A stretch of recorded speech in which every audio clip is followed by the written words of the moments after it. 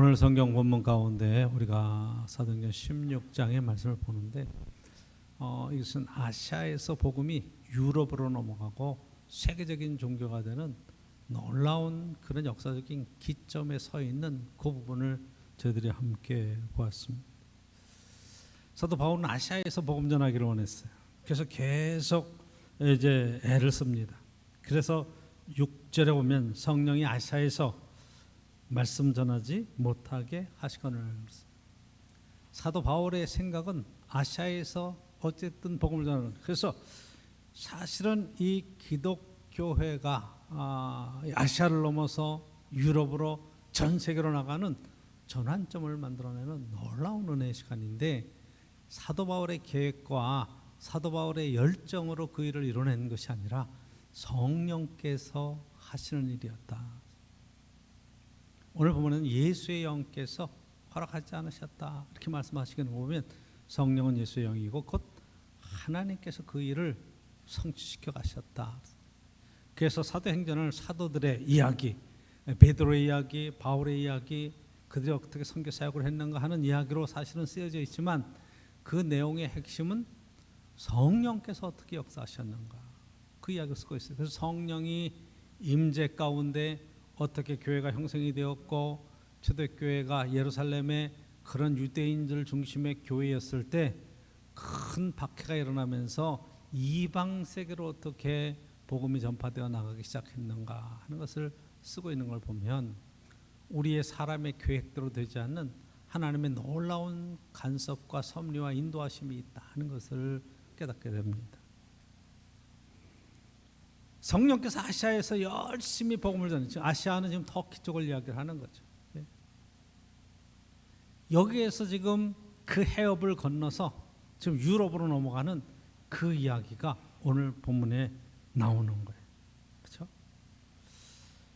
7절에 보면 무시아 앞에 이르러 비두니아로 가고자 했을 때 예수의 영이 허락하지 아니하시는지라.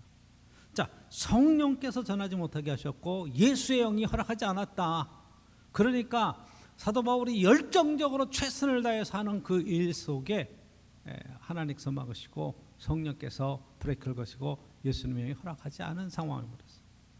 그리고 이제 하나의 구절에 보면 왜 이런 일이 생겼을까? 왜 이렇게 힘들까? 하는 바로 그때에 밤의 환상 가운데에서 마케도냐 사람 하나가 건너와서 우리를 도우라, 우리를 도와달라, 그런 간절한 모습을 보게 되었고, 우리가 지금 이 일을 해야 되는구나. 그래서 이제 그 해협을 건너서 유럽으로 지금 배를 타고 건너갔다. 11절에 그렇게 쓰고 있는 거죠. 그렇죠? 12절 거기서 이제 항구에서 조금 더 들어가면 빌립보에 이르게 되는 마케도냐의 첫 성이라고 말하는 그리스로 지금 향해서 들어가는, 로마를 향해서 나가는 귀한 여정에 지금 세워지는. 그래서 복음이 유대에서 사마리아에서 헬라 세계로 넘어가고 로마로 향해서 나가는 그런 기점이 오늘 본문에 있는 걸 보게 됩니다. 12절 보면 거기서 빌립보에 이르니 이는 마케도냐 지방의 첫 성이요 또 로마의 식민지라 이 성에서 수일을 유하다. 거기서 안식일에 기도하러 강가에 갔다가 여인들을 만나고 그들에게 복음을 전하면서 거기에 자주장사 루디아를 전도해가면서 그의 가정을 세례를 주고 그의 가정에서 빌립보 교회가 시작되는 모습을 보게 돼요. 그게 이제 오늘 이야기의 핵심이고 말씀의 핵심이죠. 자, 그리고 이제 빌립보에서 전도하기 시작하면서 거기에 귀신 들린 여자아이, 점치는 아이를 귀신을 내어주고 고쳐주면서 거기에서 박해를 받고 얻어맞고 감옥에 갇혀서 착고에 채워져서 그 고통 가운데 그 밤에 한밤중에 하나님 앞에 기도하고 찬양하는 그런 바울의 모습을 보게 돼요. 그리고 착고가 열리고 옥문이 터지면서 거기에서 간수장을 전도하고 빌립보 교회의 루디아의 가정과 이 간수장의 두 가정을 중심으로 해서 빌립보 교회가 세워지는 놀라운 은혜의 자리로 나아가는 거예요. 이게 유럽의 첫 교회가 이 빌립보에 세워지는 그러한 역사를 오늘 본문에서 보게 된다 이 말이에요. 자, 오늘 본문에서 저와 여러분들이 그러면 옛날 2000년 전에 사도 바울의 사역 속에 있었던 일들이 오늘 우리들에게는 어떤 의미로 다가와야 되는가, 이 이야기를 함께 나눠보려고 하는 겁니다. 첫 번째 생각해야 될 것은 여러분, 성령께서 인도하시는 그 자리에 세워져야 돼요. 내 생각, 내 열심, 이것 가지고 신앙생활 하시면 여러분 언제나 실패할 수밖에 없습니다. 사도 바울 같은 그런 훌륭한 주의 종도 자기의 열심으로는 아시아에 열심히 복음을 전하려고 지금 하는데 성령께서 허락하지 않고 예수님의 영이 인도하시지 않으니까 거기서 열매가 있을 수가 없는 거예요. 왜 신앙생활이 힘든가? 내 힘으로 하려고 하니까 힘이 드는 거거든. 성령의 인도하심 속에 여러분 인도함을 받으면 정말로 신앙생활은 하나님 안에 즐겁고 감사한 그런 영광을 돌릴 수 있는 복된 은혜 자리에 세워지게 되는 거예요. 로마서의 말씀을 쭉 보면서 우리가 14장 쭉 넘어가면서 보면 비판하지 말라는 얘기가 나와요. 판단하지 말라는 얘기죠. 형제가 형제를 향해서 비판하지 말라. 왜 그런 얘기가 나오느냐? 그러면 하나님께서 받으신 건데 네가 뭔데 판단하느냐? 하나님께서 인정하신 귀한 하나님의 자녀인데, 이런 얘기가 나오죠. 그 이야기의 핵심은 바로 그런 거예요. 하나님께 판단의 기준이 있는 것이지 네가 함부로 판단하면 네가 하나님보다 더 높으냐, 이 이야기. 신앙생활을 하는데 우리가 제일 많이 실수하는 것이 바로 이런 거예요. 내 생각과 내 가치 기준에 사로잡혀서 지금 모든 일들을 판단하는데 그게 지금 문제가 아주 심각한 그런 일들에 지금 접한다 이 말이에요. 여러분, 신앙생활이라고 하는 것이 기준이 하나님께 있다 이 말이에요. 판단의 기준이 하나님께 있고 하나님의 말씀 가운데 있어서 우리가 어떤 일을 생각하고 결정하고 판단해 갈 때 늘 내 마음대로가 아닌 하나님의 뜻대로 할 수 있는 그런 지혜를 구하고 신앙적인 삶을 살아가는 게 너무너무 귀한 거예요. 이스라엘 백성들이 출애굽해서 가나안 땅에 갈 때 보면 하나님께서 구름기둥과 불기둥으로 인도해 주시죠. 하나님이 눈에 보이게 인도하시는 거예요. 이제는 내 의지와 내 주장이 아니에요. 하나님이 인도하시는 대로 그 길을 가면 그냥 가나안까지 들어가는 거예요. 그런데 왜 문제가 생기고 왜 가나안 땅에 못 들어가는가 하면 원망하고 불평하거든요. 계속해서 차라리 애굽에서 지냈을 때가 낫다. 그때는 부추도 먹고 고기도 먹고 마음대로 먹었는데 하나님이 만나를 주시고 인도해 주시고 모든 일에 간섭해 주심에도 불구하고 원망하고 불평하는 마음이 속에 생기니까 결국은 하나님의 인도하심 속에 거절당한, 광야에서 다 죽고 제2세대가 들어가잖아요. 그렇잖아요. 신앙생활을 하는 우리 인생을 살아가는데도 동일한 거예요. 어떤 일을 여러분이 결정하기 전에 우리가 내 경험도 굉장히 중요해, 내 생각도 중요해, 내가 하고자 하는 의도 중요해. 그러나 그 모든 것들을 하나님 말씀에 의지해서 하나님께 묻고 기도하는 것이 너무너무 중요하다는 거예요. 하나님 뜻을 구해야 돼요. 그렇죠? 내 생각과 내 열심으로 사도 바울은 인생을 살았던 사람이 아니에요. 그렇죠? 자기 열심을 가지고 예수 믿는 사람 잡아다가 감옥에 가두고, 그리고 예수 믿는 사람들이 다 흩어져서 도망가니까 예루살렘에서 공문을 가지고 다메섹으로 그렇게 잡으러 뛰어가던 사람 아니에요. 그 열정이 있었던 사람이란 말이에요. 자기가 옳다고 생각한 것은 끝까지 밀어붙이면서 이 일을 성취하려고 하나님의 뜻이라고 생각했거든요. 그러다 예수님을 만나고 거꾸로지죠. 그렇죠? 눈이 어두워지잖아요. 못 보잖아요. 내가 보는 것이 옳지 않았다는 거예요. 그리고 성령의 인도하심 속에 안수받고 눈이 띄어지고 나서 인생의 길을 바꿨잖아요. 내 생각과 내 고집의 문제가 아니라, 내가 옳다고 생각했던 것이 아니라 하나님의 인도하심 속에 자기의 삶 전체를 의지하고 믿음으로 나갔잖아요. 이게 중요한 거예요. 그래서 신앙생활 할 때 자꾸 내 것을 가지고 주장하는 자세가 아니라 하나님의 뜻을 구하는 자세를 갖는 게 중요해요. 하나님께서 막으실 때 안 돼요, 하나님 이루어 주세요. 이렇게 몰고 가면 안 된다. 여긴 롯데마트도 있고 이렇게 좀 이렇게 마트가 있으면 요즘 뭐 그런 애들이 좀 많지는 않지만 이게 가면 장난감 사달라고 막 때를 쓰고 뒤집어지는 애들이 있어요. 그렇죠? 애들이 있어요. 애들이 장난감 사달라고 막 그래. 엄마가 막 달래지. 야, 집에 있잖아. 너 그 몇 개씩이나 있는데 또 사면 어떡해? 싫어. 막 이러고 우겨. 그럼 마지못해 또 하나 사주잖아. 그래서 예를 들면서 하나님은 나한테 꼼짝 못해. 내가 떼쓰고 오기면 하나님도 꼼짝 못해. 그렇게 얘기하는 목사도 있잖아요. 누군지 잘 모르겠죠. 어쨌든 그렇게 얘기하면서 하나님도 그냥 내가 웃기면 하나님 뭐 꼼짝 못한다. 여러분 한번 가만히 생각해 보세요. 그게 애기니까 그래도 이해하고 귀엽지. 예? 남편이 가서 확 뒤집으면서 여보 나 안 사주면 난 못 살아. 막 남편이 그러고 뒤집어졌다고 생각봐. 마트에 가가지고 어른이 벌렁벌렁 하고 있어. 이 인간이 정말 창피해 죽겠구만. 사랑하는 아내가 확 뒤집어져서 막 어른이 그러고 있어. 그럼 여러분 어떡할 거야? 말이 돼, 안 돼? 안 되잖아. 그렇죠?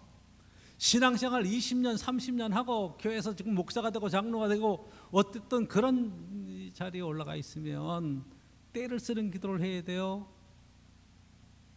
아니면 뜻을 묻는 기도를 해야 돼?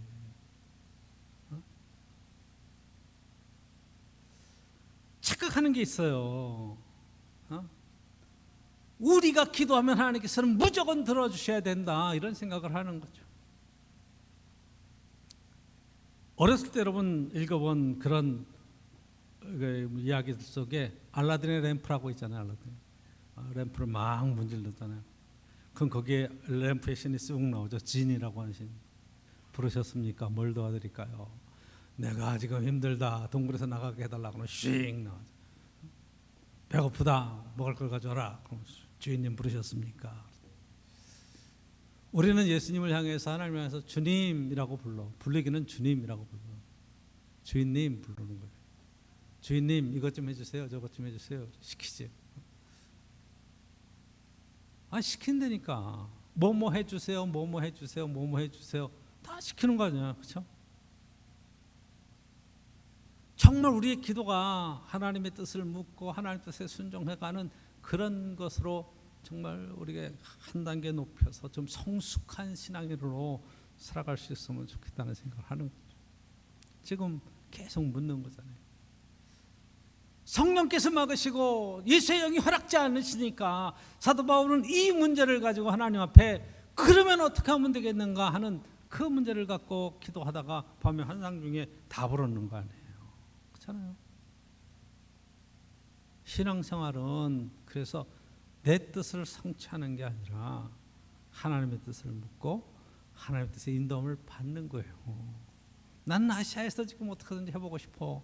근데 하나님께서는 허락하시지 않는 거예요. 넌 더 크게 유럽으로 가라. 거기는 전혀 미지의 땅이고 내가 가보지 않은 곳인데요.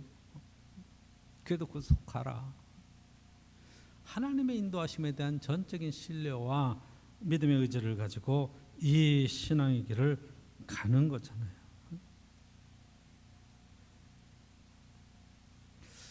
함께 그 길을 갔을 때 이건 이제 어떻게 해야 되나 막막한데 그래도 우리는 기도를 해야 되니까 어떻게 기도할 것을 찾다 보니까 강가에 갔어요.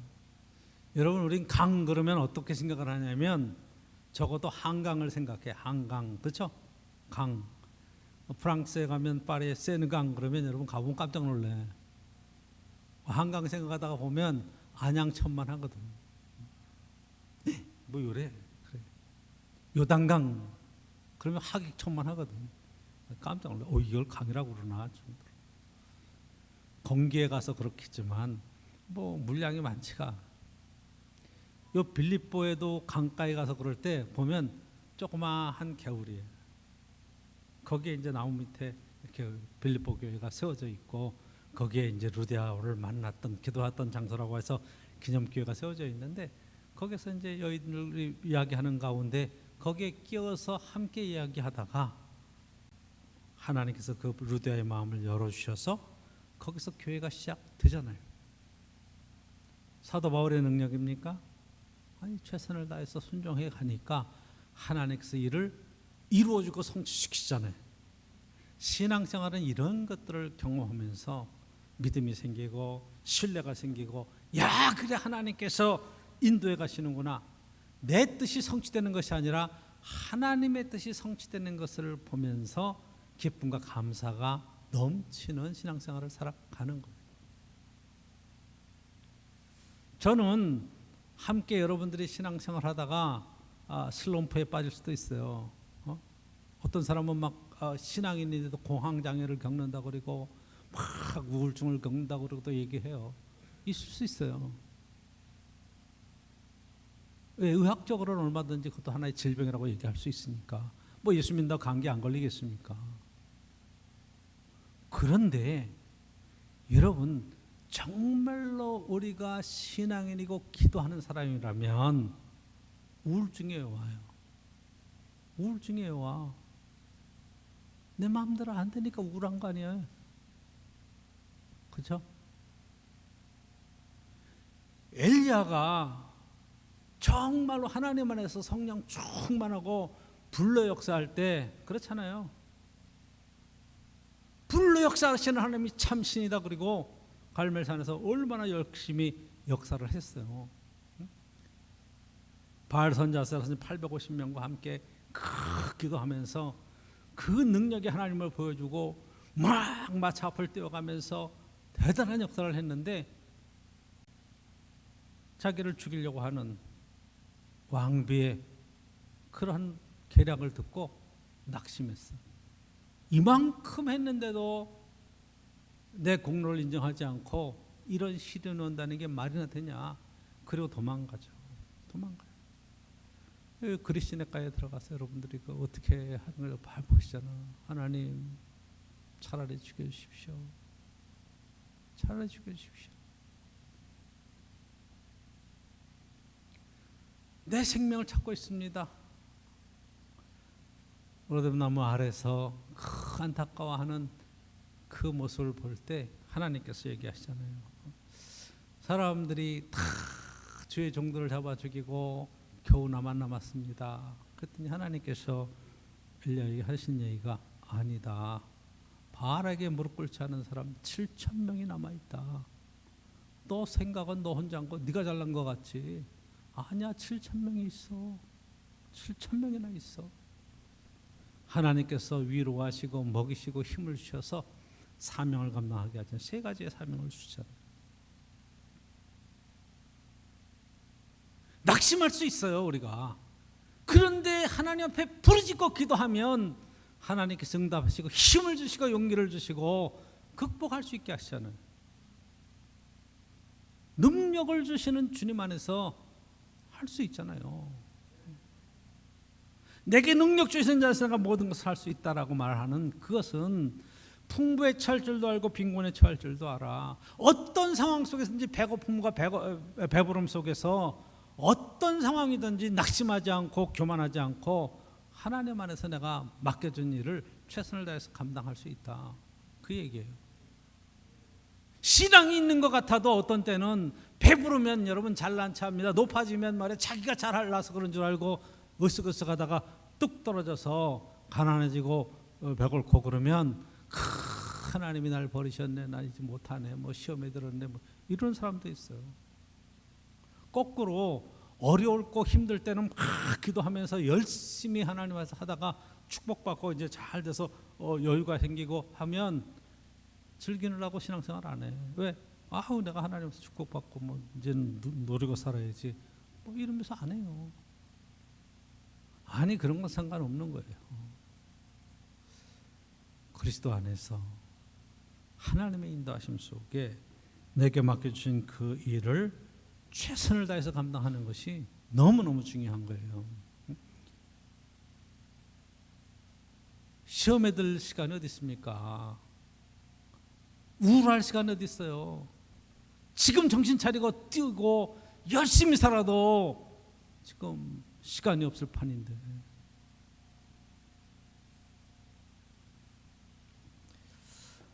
오늘 본문에서 16절에 가보면 기도 시간이 되었어요. 기도하는 곳을 찾다가 기도하는 곳으로 가다가 점치는 여인 하나를 만납니다. 여종 하나를 만났는데 이 귀신 들렸어요. 그런데 귀신이 기가 막히게 귀신같이 맞히는 거야. 하나님의 종이라고 이야기하고 있고 하나님의 대단한 일을 하고 있는 그런, 그래서 귀찮게 하면서 하나님의 능력의 종이라고 따라가는 것을 보고 바울이 얘기합니다. 귀신을 명해서 귀신 쫓아내 버렸어요. 그 점치는 이 여종이 점치는 능력이 상실돼 버렸어요. 왜? 귀신이 나가고 나니까. 그러니까 그 여인 때문에, 그 여종 때문에 수입을 어떤 주인들이 바울과 실라, 디모데를 고소를 해버렸어요. 이 사람들이 우리가 전하지 못할, 우리가 받아들이지 못할 이상한 풍속을 전하고 그런다는 거예요. 성을 요란케 한단 말이에요. 그래서 지금 잡혔습니다. 그런데 이 고소하는 얘기만 듣고 두들겨 패는 거예요. 패고 감옥에 던져버렸어요. 성지순례를 이쪽으로 가면 빌립보 감옥이라고 하는 데서 실제로 이렇게 가서 보면 뭐 감옥이 지금 뭐 지금처럼 뭐 대단한 시설이 있고 크고 이런 것도 아니에요. 굉장히 협소하고 좁아. 거기서 어떻게 지낼까 할 정도로 음습하고 아주 그런 곳에 지금 갇혀 있어요. 그런데 얻어맞았으니 몸 아플 거고 착고를 채워서 지금 이렇게 꼼짝 못하게 되어 있는 상황 속에 점점 낮아서 이제 저녁이 가고 밤이 돼서 한밤중이 되었을 때 그때 바울하고 실라가 뭘 했느냐? 기도하고 찬송했어요. 기도했어요. 감옥 안이 좁으니까 그 안에 있는 죄수들이 다 듣는 거예요. 무슨 기도를 했을까? 여러분 무슨 기도를 했을 것 같아요? 사도 바울과 실라가 무슨 기도를 했을 것 같아요? 하나님, 이럴 수 있습니까? 내가 선한 일을 하고 적어도 복음을 위해서 애를 쓰는데 왜 이렇게 억울한 일을 당해야 됩니까? 내가 뭘 잘못했습니까? 왜 얻어맞아야 됩니까? 하나님 보호해 주시지 않고 지금 뭐 하자는 겁니까? 뭐 이러고 원망하고 불평했을까요? 아니요, 원망하고 불평하지 않았어요. 얻어맞고 어떤 기도를 했을 것 같아요? 성경엔 그런 얘기가 없지만 그래도 감사했을 거 아니에요. 그렇죠? 하나님 감사합니다. 감사의 기도의 제목이 첫 번째 뭐였을 것 같아요? 죽지 않고 이만큼 된 걸 감사합니다 이랬을 거 아니야. 그렇죠? 죽을 수도 있는데 죽지 않은 게 얼마나 감사해. 부러지지 않은 게 얼마나 감사해. 감사합니다. 그래도 도둑질을 하거나 강도질을 하다가 당하는 고난이 아닌 처음으로 주님 때문에 당하는 십자가의 고난에 제가 동참하게 됐으니 얼마나 감사합니까 주님. 막 감사하면서 감격의 눈물을 뚝뚝뚝뚝 흘렸을 것 같아. 다 죄인들이 듣는 거야. 근데 거기 들어온 사람들은 다 왜 들어와 있어 지금? 도둑질하고 강도질하고 잘못해서 자꾸 들어온 사람들이에요. 근데 이 사람들은 귀신 쫓아내주고 선한 일을 하다가 지금 들어왔어. 다 알아. 성편을 다 알아. 그렇죠? 왜? 그 고요한 밤중에 기도하고 있으니까. 그리고 찬양하는 거예요. 무슨 찬양을 했어? 은혜, 감사의 찬양으로 쭉 들으니까 다 듣는 거예요. 얼마나 엄숙했겠어요. 얼마나 은혜가 넘쳤겠어요. 어떻게 아는가 목사님? 그걸 어떻게 알아요? 옥문이 딱 터졌어요. 다 착고가 풀렸어. 도망가는 거야. 탈출해야 돼. 이런 기회가 어디 있어? 근데 한 명도 안 나가고 다 앉아 있어. 간수가 저기가 해야 왜? 다 책임을 져야 되니까. 죽으려고 그럴 때 그러지 마라, 해하지 마라. 우리가 다 있다. 그렇게 지금 감동과 감격의 자리로 바뀌어진 거예요. 그렇죠? 그러니까 원망과 불평을 해야 될 자리에서 정말로 그 자리에 감사가 있고 찬양이 있고 기도가 있는 사람은 하나님 안에서 그 시대를 변화시킬 수 있고 그 환경을 변화시킬 수 있는 능력이 그에게 있다는 것을 깨닫게 됩니다. 여러분, 때로는 원망스럽습니까? 때로는 속에서 분노가 일어납니까? 감사의 기도를 드려보십시오. 그리고 하나님 앞에 여러분들이 찬양으로 영광을 돌려드십시오. 찬양은 곡조가 있는 기도잖아요. 그렇죠? 하나님 앞에 찬양으로 영광 돌리고 기도로 내 모든 형편과 처지를 아뢰고 감사함으로 영광을 돌려보십시오. 하나님께서 분명하게 응답하신다 이 말이에요. 그 길의 문제를 완전하게 해결해 가시며 인도하시는 은혜를 베풀어 주십니다. 제가 제일 안타까우면서 목회하면서 제일 안타까운 거는 신앙생활을 10년, 20년, 30년, 40년 하고도 성장하지 않고 성숙하지 않는 교인들을 보면 너무 안타까워요. 지금 이제 점잖게 어른이 됐어야 되는 텐데 신앙적인 아이들이에요. 교인이 1000명이 1000명, 10,000명이면 뭐합니까? 성숙한 그리스도인들을 놓고 꽉 차서 성장해야 되는데 아이들만 10,000명을 모아놨다. 부모들만 바쁘고 힘들죠. 그렇죠? 때 쓰는 애들만 바글바글해.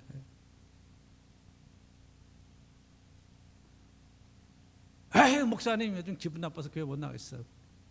왜 그러냐고 그러면 누구 보기 싫다는 거지. 아니 왜 그거 보기 싫은 걸 가지고 나한테 얘기를 해. 그렇죠? 둘이 해결해야지. 그리고 신앙 안에서 보면 하나님 안에서 한 식구잖아. 하늘 가족이라고 했잖아. 서로가 서로를 존중하고 배려하고 함께 하나님 안에서 소망을 가지고 그 나라에 같이 이루어야 될 그런 신앙생활을 같이 가고 있는데 웬 불평과 불만이 그렇게 많은 거예요. 어른은요 성숙하면 원망하거나 불평하는 것들이 점점 줄어드는 거예요. 한번 여러분 생각해 보세요. 부모가 돼서 자녀를 낳아서 지금 기르고 있어. 손자 손녀를 여러분들이 보고 있어. 그 아이가 지금 어려서 제대로 뭘 못하고 있어. 걔네들을 놓고 여러분 원망하고 불평하고 막 그래요? 제가 알기로는 아이들이 정말 힘들게 그렇게 생활하고 있으면 부모는 그것을 조금이라도 더 도와주고 힘이 돼주려고 안타까운 마음에서 진심으로 도와주려고 하는 애를 쓰는 마음을 갖고 있는 게 어른의 진짜 모습이잖아요. 그렇죠? 적어도 교회에서 신앙생활 20년 30년 하고 교회 어른으로 불리면 적어도 성숙한 어른의 모습이 우리에게 필요하지 않겠냐 말이죠. 어떻게 가능해요?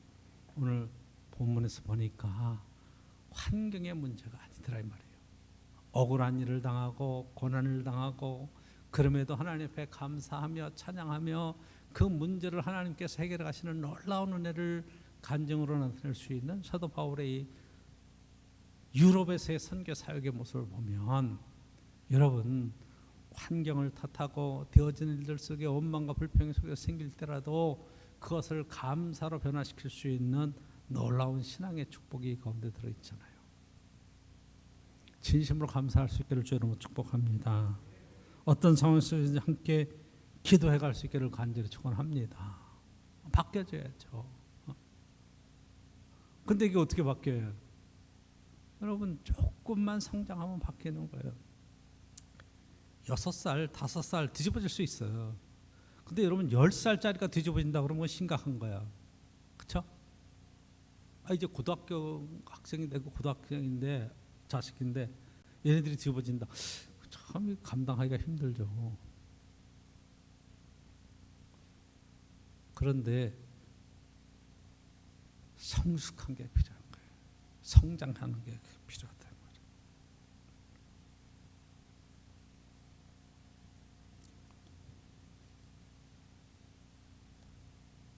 오늘 본문에서 여러분들이 보면 이게 사도 바울이 찬양하고 기도하면서 그 빌립보 감옥의 옥토가 흔들리고 착고가 풀어지고 그러면서 간수장이 막 자결 하려고 그럴 때 아니다 우리가 여기 있다 다 있다 죽지 마라 그랬더니 간수장이 너무 놀래가지고 왜? 그 모든 죄수가 탈출한 것에 대한 책임을 다 지금 자기의 생명으로 갚아야 되는 그런 판에 지금 묻잖아요.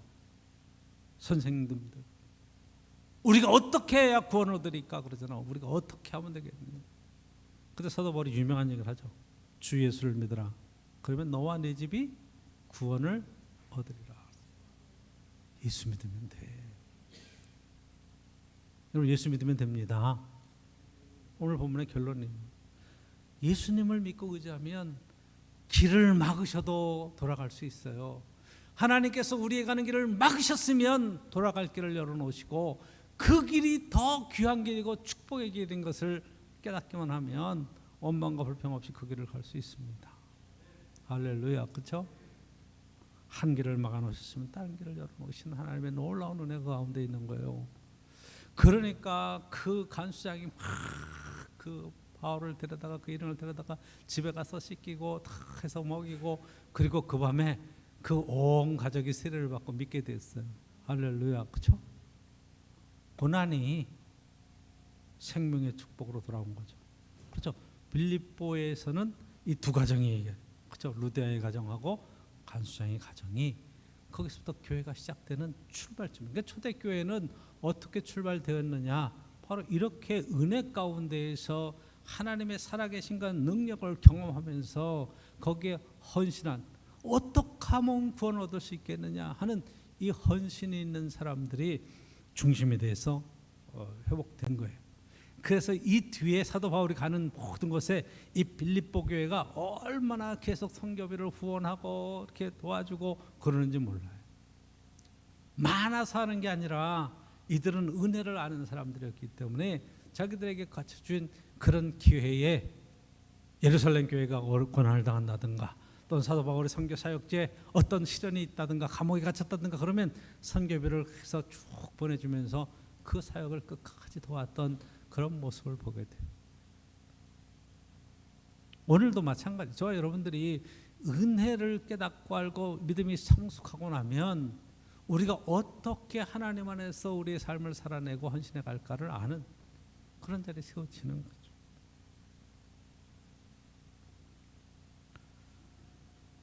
하나님 앞에 저 여러분들이 정말로 인도함을 받을 때에 우리의 생각, 내 열심 이것을 넘어서는 하나님의 인도하심을 구하는 아름다운 신앙생활로 여러분 잘 구별되며 세워질 수 있기를 간절히 축원합니다.